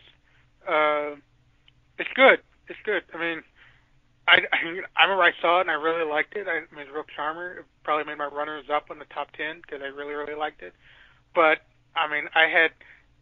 even when I walked out, I was like, man, that's going to be a real sleeper hit. I think it's going to really do well, break out. I could not have predicted how much of a breakout hit it would have been. Yeah. Let alone, in 5 years, there's going to be a Broadway musical. Was that a Miramax release or Fine Line? I think it was Fox Searchlight. Okay. Fox Searchlight. But now it's a Broadway musical, long-running Broadway musical. Well, yeah, it's had an afterlife, just like Billy Elliot has. Yep. Yeah. I prefer Full Monty to Billy Elliot if we're going to... I prefer Billy Elliot. Billy Elliot's very moving to me for some reason. August 15th, Adam. Copland. One of the big stories of that summer in terms of Stallone's transformation, and you could read all about that. De Niro's doing his version of Barney Miller. It's good. He looks like Hal Linden in Barney Miller. Yeah, I liked Copland when it came out. Again, not perfect, but solid, and the cast is pretty amazing. It was Harvey Keitel and Ray Liotta, and obviously Stallone, and gosh, I can't remember who all was in it, to tell you the truth. I don't have the cast list in front of me. But, James Mangold directing. I think this was, his second film after... Heavy, yeah. Heavy, the previous yes. summer was Heavy. Right, yeah, that's what I thought. It's a much better movie. It's much better than Heavy. I agree. Yeah, No, Robert Patrick, Ray Liotta, Keitel, De Niro, Stallone, Rappaport. Rappaport. That's it. Frank Vincent, Peter Berg, Kathy Moriarty, Annabella Sciorra, Janine Garofalo. Mm-hmm. Pretty amazing. All-star cast. I think it's a highly rewatchable movie. It's a good, it's a good film. Stallone, obviously Stallone is a big deal about Stallone kind of tempering down his action hero, but I've rewatched it several times, and it's a really beautiful, restrained performance by Stallone. Mm-hmm. It's really, really good. And Liotta is terrific as kind of the wild card in the movie. Yeah, I remember Liotta being the real performance story of the movie. Yeah, mm-hmm. he got the hot moments where he really has he gets to kind of like, twirl and all that, and it's just a good macho, kind of meat and potatoes corrupt cop drama. I mean, oh God, he fell out again. His own Lumet. Oh, but he's doing his version of Lumet, but he's he's crossing it with a one of those 70s urban action films like Report to the Commissioner or Crossing 110th Street. And so it's just really, really good. I need to watch it again. My favorite I was always very lukewarm on Copland. It just struck me as the cast outclassed the movie itself. But, well, there's a case to be made for that. My favorite was the spin-off, RoboCopland. RoboCopland. Okay. I'll save that clip and see if it works years from now. That joke. Maybe it's ahead of its time. The next one I did. The next one I did watch last night. Believe it or not, just coincidentally, I had never seen it. Event Horizon. So I saw it for the first time last night. Didn't see it when it came out, and it just came out in the 4K edition. And it's a mixed bag. Okay, apparently they were trying to do The Shining in space. Is essentially what they were going for. Solaris meets Shining. Meets Alien. Now, I remember. I mean, it has some amazing visuals and a couple of really good scares in it. I would agree. But I mean, I remember at the time, I gave it points for trying to be different in the sci-fi realm at that time. But apparently, and I just found it out in the last week or two because I've seen all these stories pop up. I guess it has developed this massive following. It has, and because over the years I've even heard it. I've heard people say, it's really scary as Event Horizon. That's a scary movie. Yeah. And I still haven't seen it. I mean, it does have a good sustained sense of dread for long stretches, apprehension. It's just when it finally starts to have its payoff, they kind of don't. The payoffs aren't as good as the lead up as these things go. But yeah, and it's well. I mean, when you have a cast like this, you're gonna get better performances than this material deserves. But yeah, I mean, I've been reading these reviews of these interviews. I guess Paul W.S. Anderson's doing press thing with the Blu-ray or with the 4K, and talking about how it's had endured over the this year. It has, and that's a common problem with the lead up and the payoff thing. I mean, I think that's something like Sphere is the perfect example of that. And I think. Oh, go ahead. For 2 hours, you're like, "What the hell is going on?" And then it shows you, and you're like, "That's it." It's true. I mean, Alien is the rare exception where the fear matches the payoff, and the payoff, is equal to the dread. Mm-hmm. But that's the rare exception. But yeah, I mean, so. Go ahead, Adam. I was just going to mention that we would be remiss if we didn't mention that Titanic was originally supposed to be a summer release. It was touted as being the release of summer of '97, and it didn't make the release date. And so Event Horizon was a Paramount release that was kind of sort of, they were hoping to maybe fill that gap a little bit. Maybe, I mean, they knew it was nowhere near Titanic, but it was, and so it was a little rushed. The post-production, I think the original cut was 2 hours, 10 minutes, and there was complaints that it's too slow, it's too long, and so he was trying to trim it down, and then they just kept saying shorter, and then they trimmed it to 95 minutes, and then there's they say there's 10 minutes of stuff that apparently is lost, that he wants, that they say it makes some of the story points more clear. Have Cameron deep dive into the ocean and look for that missing footage. I know. But not only that, I mean, the poster was awful. It was an awful poster. Yes, that's true. It's a bland poster. And I also, speaking of that, Titanic was going to be like a summer release. I remember Harrison Ford. This is back when Harrison Ford had clout, like no one's business. I think he called up Paramount and said, I don't want Titanic to be in the way of my movie. Mm-hmm. And they're like, don't worry, Harrison, it won't be in the way of your movie. So, I mean, I think that actually happened. I do remember when Titanic came, before it came out, I can't remember where it premiered. It premiered somewhere like the London Film Festival or something. And I remember, because it did premiere at a film festival, And I remember staying up to read the review as it broke on Hollywood Reporter. And this was months before it actually opened in the theater. August 22nd, G.I. Jane. I watched that a month ago or so. Rewatched it. With Jada Pinkett Smith. I was going to say, apparently, Chris Rock watched it a couple of months ago, too. So, yeah. I wanted to get to that joke first. I wanted to be. Well, there you did. I agree with the late great Gene Siskel. Demi Moore deserved an Oscar nomination for that movie. Because if one of the things, one of the tests you could tell about a performance, can you imagine anyone else in the role? And that is a role that I couldn't imagine anyone else doing it but Demi Moore. That was tailor-made for her. She's great in that movie. It's kind of the ultimate Ridley Scott movie. So much rain in that movie. It's kind of hilarious. You kind of smile at all the rain in that movie. And it's just, she's really good in that movie. Anne Bancroft's terrific.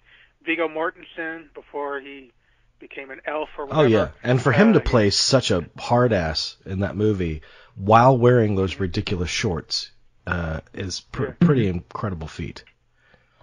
I just remember it being okay, and she's good in it, as you say, but I remember it having some real plot contrivances. I haven't seen it since it came out, but I just remember shaking my head a couple of times thinking, oh, boy. But, she's good in it. There's no denying that. So the plot contrivances are, they're kind of par and parcel with this genre, and they really do some pretzel bending over backwards to, get her back enlisted. But, there's some real scenes that really play to the crowd. When she confronts Anne Bancroft, that scene is just written to, get the crowd on its feet. Or when she tells Viggo to suck her dick. Yeah, that scene just kind of, I remember the crowd just cheered. Yeah. That sequence. And Ridley, it's literally Ridley doing a Tony Scott movie. Ridley's like, I'm gonna do it like my brother. I'm gonna do what my brother did. Yeah, I see it. I see that. Yeah. True. Leave It to Beaver. Masterminds. Either one of those? No, I'll pass. Masterminds is notable. What I remember about Mastermind, I did not see it. Patrick Stewart. It makes toy soldiers look like Citizen Kane. If anyone remember Toy Soldiers? I do. Remember Citizen Kane? Anybody? and we got it. But Mastermind, what I remember about Masterminds is when Siskel and Ebert reviewed it, they told the story of how when they were pre-planning that week's episode, they were going down to movies to review, and they both said, "Did we see Mastermind?" And the producer, "You saw it yesterday." And they're like, "What was it about?" And it's about this. Like, "Oh yeah." What was the other movie they said that about? Another one they said that about? Yeah. I'd have to think. But I know Mastermind. Yeah, Michael Keaton's The Squeeze. Oh, right, The Squeeze. Roger Ebert couldn't remember that movie either. It was so forgettable. Okay, Mimic. Actually, The Squeeze is bad. Mimic. Okay, here it is my most controversial take of this episode, of the week, and of the month. Mimic, to me, remains Guillermo del Toro's best movie. Yes. And Speed 2 is an extraordinary action movie. and I say it because, and here's my other hot take, I am not a big Guillermo del Toro fan as a filmmaker. Visually, he is terrific, but he does not know, like Tim Burton, he does not know how to end his story. He doesn't know how to do third acts. Shape of Water, Pacific Rim, Crimson Peak, he doesn't know how to do third acts. I like Nightmare Alley, frankly, because he went back to the source material, and the source material had an ending. So he had to kind of actually follow to its natural conclusion. He doesn't know how to do endings. Mimic, because he's working in the old-fashioned creature genre, invasion genre, he has an ending. So Mimic, to me, is like my favorite Guillermo del Toro movie. Money Talks. Oh, I'm sorry. Adam, do you have anything to say about Mimic? Guillermo? Not really. Other than I know that it was highly compromised by Harvey Weinstein, and it had a lot of battles during the production of it. So I would be curious to see what his original. I know he's not a fan of it. Guillermo del Toro isn't the finished product. I'd be curious to see what his original vision was and how it differed. But anyway. Yeah, Weinstein really played director in the post-production phase. He really took over a lot of stuff. Money Talks, anything? No. When I was the other remember Chris Tucker, this is his year. So this is the Chris Tucker vehicle. This is his take on Beverly Hills Cop, I guess you could say. Yeah. He steals the movie. Charlie Sheen's a real stiff. I mean, there's no hookers in this movie, so I guess he was bored. And he's still stiff? There's one great sequence in Money Talks, and that is an extended sequence where he has to pretend to be a wedding guest at the reception of Charlie Sheen, who's just gotten married, to Heather Locklear. And Chris Tucker pretends to be the to be the son of Vic Damone and Diane Carroll. And Paul Sorvino plays the father-in-law, and he falls in love with him because he's half Italian. And the sequence just builds and builds, and that's the one great, sustained, funny sequence in that movie. Pippi Longstocking is coming into your world. That's all I remember about. I guess that song was in the trailer or something. We don't have to talk about that, but that was another movie that came out that day. They made another one? Because I remember the one in '88, that Pippi Longstocking movie in '88. I didn't know they made another one. Oh. Yeah. Pippi Longstocking, Stalking Longer was the name of the sequel. The Grimm Brothers Snow White on August 24th, anything? Yeah. Made $5,000. I know that one. Hoodlum, August 27th. This is Melvin, or Mario, right? No, Van Peebles? No, Bill Duke. Oh, that's right, Bill Duke. I like it. It's once again like it's doing that. Giving us the other side of the story. We've had a lot of gangster movies about this era, but usually the Lucky Luciano or Meyer Lansky, the white gangsters. Here we're getting the Harlem perspective. So it's Fishburne, Andy Garcia, I think it's Luciano, Tim Roth is Doug Schultz, Cicely Tyson's in there. Really good, really good. It's a really good old-fashioned gangster movie. And I guess the footnote is Fishburne is playing a character named Bumpy Johnson, which was the real-life character, which, if you go back to Cotton Club, he played a similar character, Bumpy Rhodes. But it's basically the same character, famous character from that era. So Fishburne's playing the same character 13 years apart. Interesting. August 29th, Excess Baggage. I know this was Alicia Silverstone. It might have been like the big deal of this might be that it was the first movie she produced or co-produced or something, or there was some big deal about it. She produced it. This was part of her production company package that she got after Clueless. Oh yeah, and Benicio was her male counterpart, right? Yeah, I mean, the cast is really good. It's Benicio del Toro and Christopher Walken, and there's a couple other people. And it's one of those movies that's typical of that time, of that indie period, where it has a lot of, stuff going on in it. It doesn't always, click or go anywhere, but the characters are so kind of original. Del Toro's on a roll here, and Walken's, doing Walken, and so you got other stuff, and it's kidnapping, and it's, mistaken identities, and mismatched baggages, and all this stuff. So, you don't know if you can't make sense of it, but you're having fun watching it. But unfortunately, it was not a hit the way I think. The thing is, it has an indie sensibility, but they sold it like a Alicia Silverstone comedy, and so you get the worst of both things. And the director is really had some real promise, because this is the follow-up from the director of Demolition Man, a Sylvester Stallone action movie, which I liked. This was another follow-up of his. So there you go. Okay. I like Excess Baggage, but didn't do well. Let's end this summer and this episode on a positive note. I do remember seeing this movie when it played theatrically and being very excited about it. She's so lovely. It was a Cassavetes script, right? That was picked up by his son. So it was post-mortem Cassavetes effort that they kept in the family, starring Travolta, Robin Wright, and Sean Penn. Right.